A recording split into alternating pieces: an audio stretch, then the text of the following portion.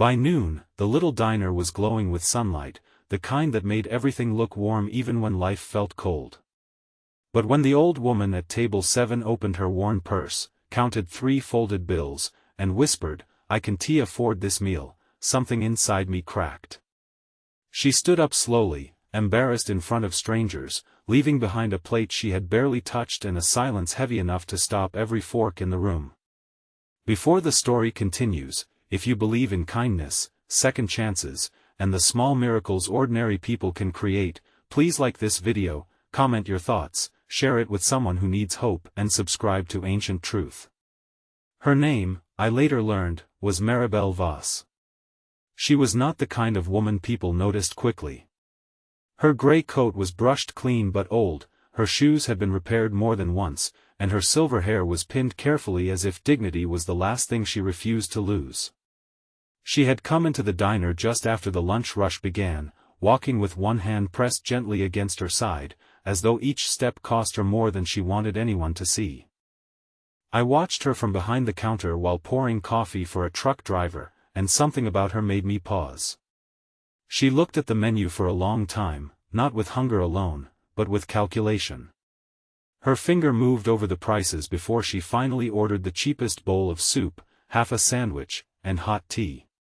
I was working the register that day because my manager, Orson Pike, had stepped out to handle a delivery. My name is Callan, and at 29, I had learned to keep my head down. I was not rich. I was not powerful. I was a man trying to rebuild a life after losing my mother to illness, losing my apartment to debt, and losing more faith in people than I liked to admit.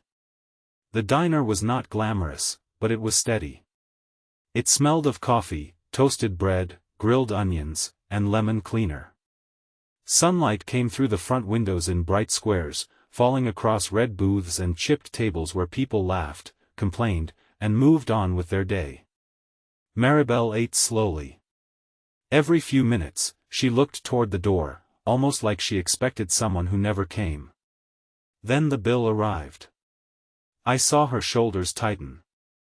She opened her purse and searched it carefully, then again, then a third time with panic she tried to hide.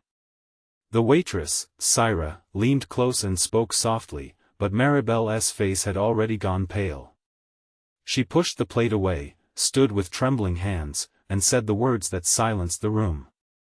"I can't afford this meal." Then she turned toward the door. People looked away because shame is uncomfortable when it belongs to someone else. A man near the window pretended to check his phone. A woman pulled her child closer. Even Syra froze, not because she was cruel, but because the world had trained her to wait for permission before being kind. I don't know what moved me first, memory, grief, or my mother's voice rising from somewhere deep inside me. My mother used to say that hunger is loud even when a person speaks quietly. Before Maribel reached the door, I stepped out from behind the counter and called after her. I did not make a speech. I did not embarrass her more. I simply picked up the bill, folded it into my palm, and told Syra to bring a fresh plate, warmer soup, and a slice of apple pie. Maribel stopped with her hand on the door handle. The noon light surrounded her thin frame like a halo, and for a second she looked ready to run. I walked to her and told her the meal was already paid for. Not free, not charity, just paid for. She stared at me as if kindness had become a language she no longer understood. Her lips shook, and she asked why I would do that for a stranger.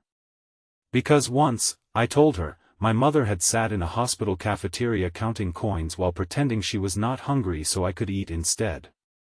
Because I knew what it looked like when pride and hunger fought inside the same person.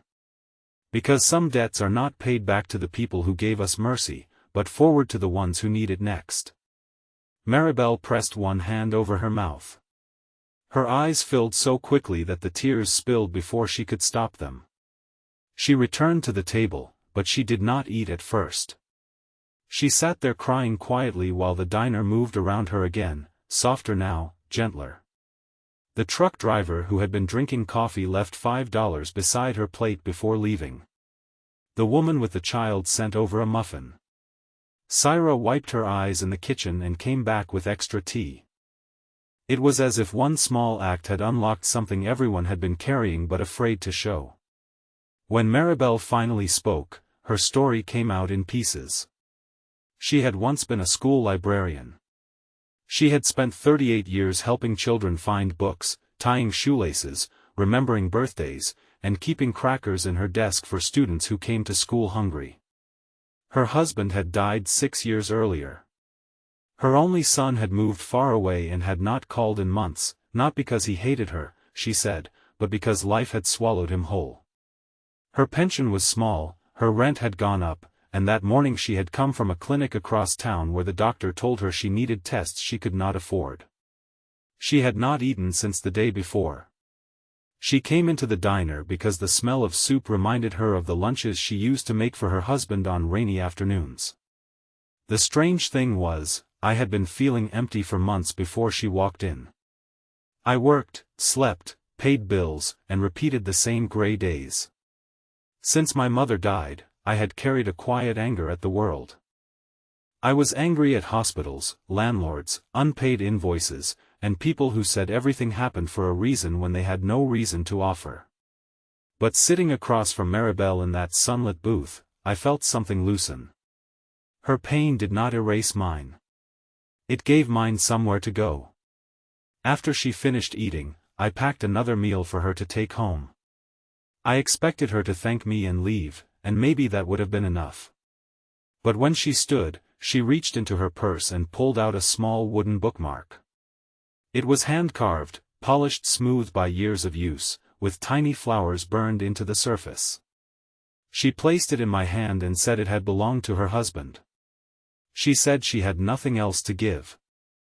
I tried to refuse, but she closed my fingers around it and told me that kindness should always leave a mark.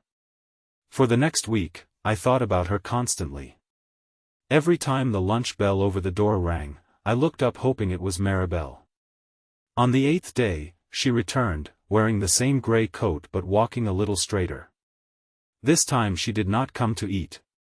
She came carrying a folder full of papers and a look of worry.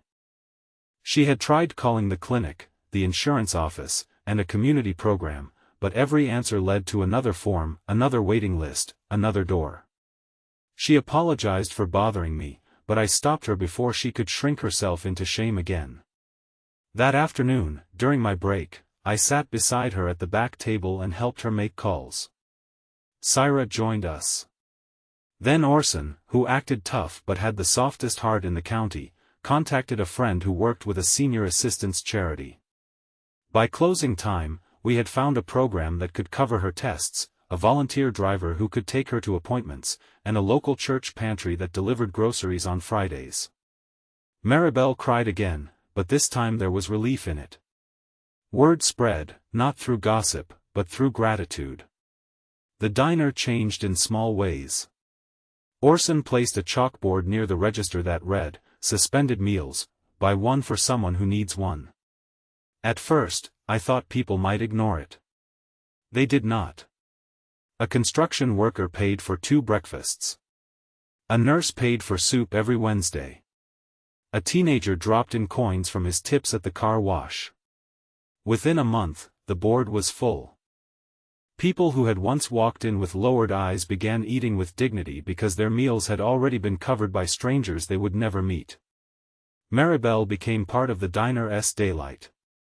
She came every Tuesday at noon, sat by the window, and brought books from her old shelves to give to children. She read stories to them while parents finished meals. Her voice grew stronger. Her cheeks filled out.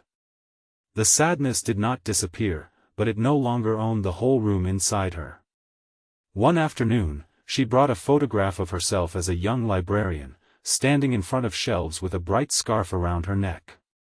I barely recognized her, not because age had changed her, but because hardship had dimmed a light that was now slowly returning. Then came the day that tested everything. It was a bright Thursday, almost painfully sunny, when Maribel did not arrive. I told myself she was resting. But by 3 o'clock, Syra was worried. By 5, I called the number she had given me. No answer.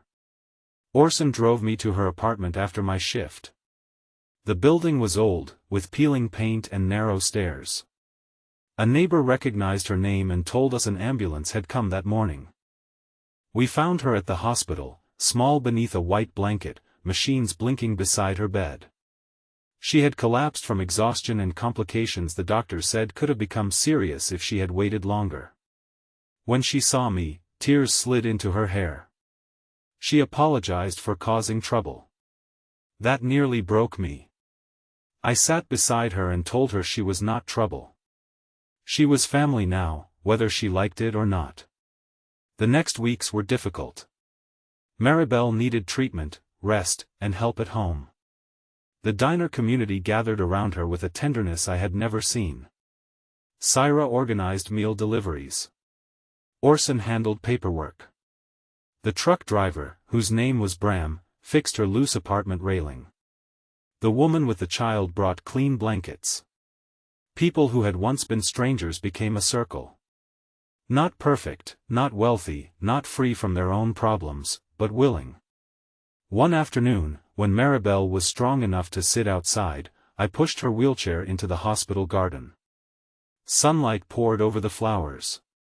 Children laughed somewhere near the entrance. She held the wooden bookmark I had kept in my apron pocket and asked if I still had it. I told her I carried it every day. She smiled and said her husband used to believe that people were books, and most of us were walking around with pages folded down where life had hurt us. Then she looked at me with a seriousness that made my throat tighten and said I had unfolded one of her pages. I thought I had saved her from embarrassment over a meal, but the truth was, Maribel saved me too. She reminded me that grief does not end by being locked away. It changes when we use it to recognize someone else's pain. My mother was gone, but every meal served with kindness felt like a conversation with her. Every person who walked into the diner hungry and left fed made the world feel slightly less cruel. 3 months after the day Maribel first walked away from her unpaid meal, the diner held a daytime community lunch. The sun was high, the windows were open, and the whole place smelled of bread, soup, roasted chicken, and apple pie. We set tables outside because there were too many people to fit inside. The suspended meal board had grown into a real fund, enough to provide weekly lunches for seniors, students, and anyone who needed help without questions or humiliation. Maribel arrived wearing a blue scarf from her librarian days. Everyone clapped, and she covered her face, overwhelmed. Orson handed her a pair of scissors to cut a ribbon across the new bookshelf we had installed near the entrance. Above it was a small sign that read, Maribel's shelf, take a book, leave kindness. She cried so hard that Syra had to hold her hand. Then Maribel placed the first book on the shelf, a worn children's story with her name written inside the cover. Near the end of the lunch, Maribel stood slowly, leaning on her cane. The diner grew quiet. She said she had once believed the world had forgotten her, that growing old meant becoming invisible, and that needing help meant becoming a burden. But one meal had taught her she was wrong. One person had seen her. Then others had seen her too. Her voice broke as she said that kindness is never small to the person drowning.